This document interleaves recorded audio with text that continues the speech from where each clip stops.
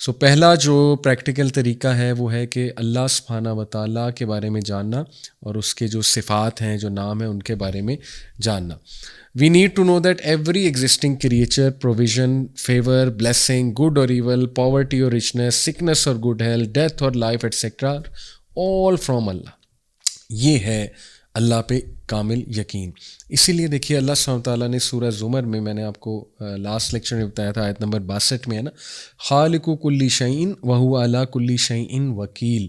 وہی ہے جو ہر چیز کا خالق ہے اور تمام چیزوں پر وہ وکیل ہے، ڈسپوزر آف افیئرس ہے، گارڈین ہے، وغیرہ وغیرہ. اور پھر سورہ نساء آیت نمبر 171 کہ and all sufficient is Allah as a disposer of affairs. بس اللہ سبحانہ تعالیٰ ہمیں کافی ہے. ہمیں سرٹنٹی سے پتہ ہونا چاہیے اللہ القوی ہے، اللہ العلیم ہے، اللہ تعالیٰ جو ہے وہ القدیر ہے، اللہ سبحانہ و تعالیٰ جو ہے وہ الحی ہے، القیوم ہے، اللہ تعالیٰ وہ ذات ہے، زندہ جاوید ہستی ہے، اللہ تعالیٰ جو ہے وہ الوکیل ہے، اور اللہ تعالیٰ جو ہے وہ الوہاب ہے. یہ اللہ کے وہ خوبصورت ایٹریبیوٹس ہیں جس سے آپ کا ایمان بڑھے گا اللہ سبحانہ تعالیٰ کی ذات پہ. ان پہ مزید جو ہے وہ آپ غور کریں. میں ایک ویب سائٹ بھی ریفر کر دیتا ہوں، آپ گوگل پہ جا کے اللہ کا کوئی نام لکھیں، مثال کے طور پہ الوکیل، اور آگے سرچ پہ لکھیں الوکیل کے ساتھ انڈرسٹینڈ قرآن، تو بڑے خوبصورتی سے انہوں نے اللہ کے نام کو پریکٹیکلی بھی بیان کیا ہوا ہے کہ اس کی پریکٹیکل امپلیکیشن لائف میں کیسے ہو سکتی ہے. تو انڈرسٹینڈ قرآن ویب سائٹ ہے، لیکن گوگل پہ سرچ کرنے کا طریقہ ہے پہلے نام لکھا اللہ کا اور آگے ویب سائٹ لکھی انڈرسٹینڈ قرآن دیٹس اٹ، تو ایگزیکٹ وہ آرٹیکل کھل جائے گا اللہ کے نام سے جو ریلیٹڈ ہے. تو یہ پہلا بہت زبردست جو ہے وہ طریقہ. دوسرا طریقہ پریکٹیکلی اللہ سبحانہ و تعالیٰ پہ توکل بڑھانے کا ہے دی ایفرمیشن، یعنی confirmation of the means and causes. یہ پریکٹیکل طریقہ ہے کہ آپ کو یہ پتہ ہو کہ توکل صرف یہ نہیں ہے کہ بس اللہ پہ یقین کر کے بیٹھ گئے اور کیا کچھ نہیں، کرنا ہے آپ نے، ٹھیک ہے، کریں گے تو اللہ کی ذات آپ کو نظر آئے گی، اللہ کا یقین آپ کو اس کے فائدے مینیفیسٹ ہوتے نظر آئیں گے. کریں گے ہی نہیں تو پھر ظاہر ہے بڑا مشکل ہو جائے گا کہ آپ کا توکل جو ہے وہ بڑھے.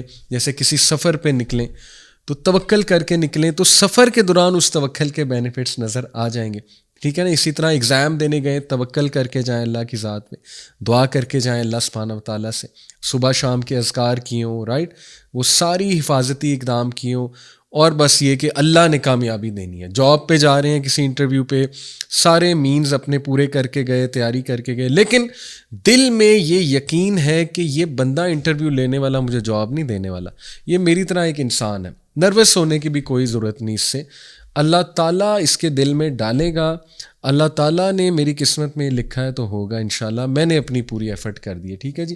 تو اسی لیے مینز جو ہے اختیار کرنا، راستہ اختیار کرنا، اور دعا بھی کرنا انشاءاللہ، اور پھر اللہ کے بارے میں کنفرم یہ بلیف ہونا کہ کرانا یہ کام اللہ سبحانہ و تعالیٰ نے ہی ہے، رائٹ. امام احمد رحمہ اللہ سے جو ہے وہ ایک شخص کے بارے میں پوچھا گیا جو کہ اپنے گھر میں رہتا ہے اور یا مسجد میں رہتا ہے، اور وہ یہ کہتا ہے کہ I don't want to do anything till my provision comes to me, کہ میں نے کچھ نہیں کرنا یہاں تک کہ میرا رزق خود مجھ تک آ جائے گا. تو امام احمد نے تبصرہ کیا this man has no knowledge of prophet صلی اللہ علیہ وسلم اسٹیٹمنٹ کہ Allah has made my provision under the shade of my sword. سبحان اللہ، یہ حدیث ہے، صحیح حدیث. تو امام احمد نے بڑی سختی سے کہا کہ اس شخص کو ٹرو انڈرسٹینڈنگ نہیں ہے.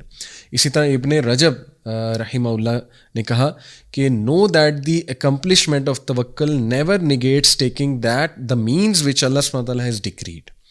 اللہ ordered us to make an effort, do our best and seek the means in addition to placing one trust in Allah. تو یہ ہے اصل میں توکل کا رائٹ کانسیپٹ. دیکھیے جیسے کہ سورہ نساء آیت نمبر 131 میں اللہ سبحانہ تعالیٰ نے فرمایا یا ایھا الذین آمنوا خذوا حذرکم فانفروا ثبات او انفروا جمیعا.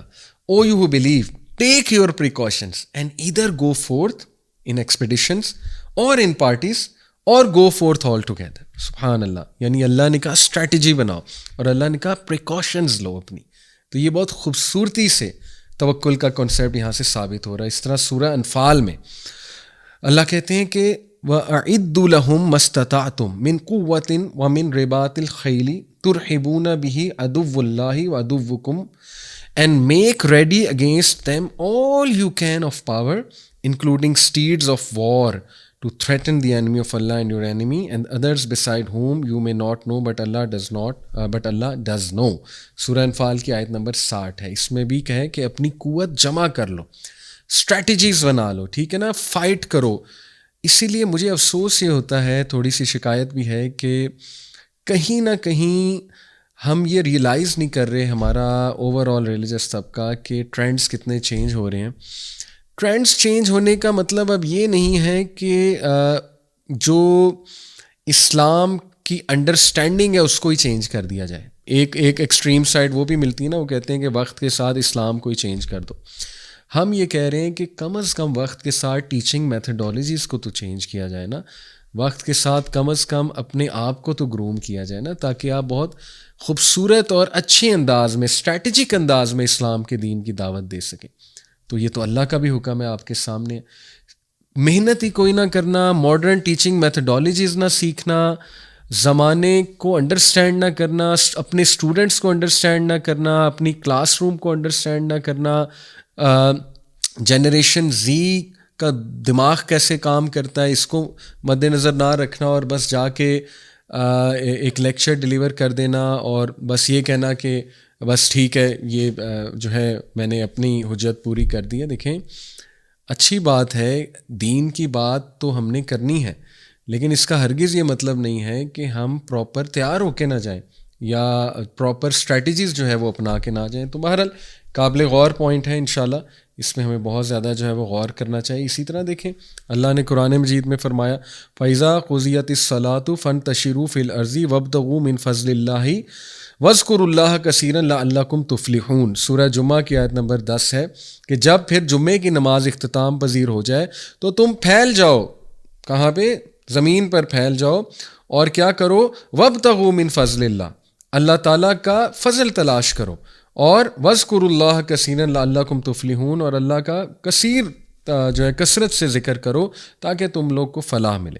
تو ذکر کا بھی حکم دیا گیا, اور ذکر کا رزق سے بہت گہرا تعلق ہے, اس آیت سے بھی ثابت ہو رہا ہے.